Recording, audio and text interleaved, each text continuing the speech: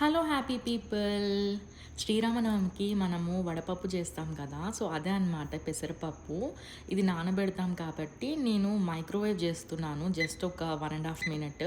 ఒకవేళ మీ దగ్గర నానబెట్టిన పెసరపప్పు లేకపోతే ఒక 2 అవర్స్ నానబెట్టుకొని ఒక 1 ½ మినిట్ మైక్రోవేవ్ చేయండి.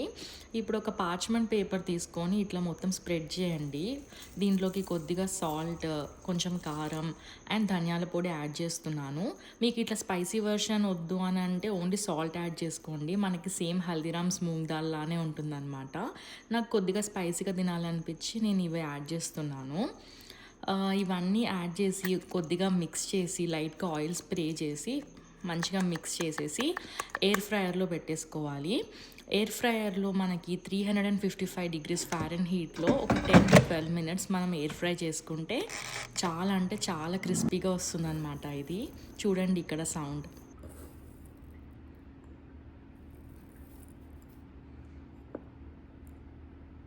నేను కూడా దీన్ని ఫస్ట్ టైం ట్రై చేశాను. చాలా క్రిస్పీగా వచ్చింది. ఇక్కడ టీతో నేను తింటున్నాననమాట.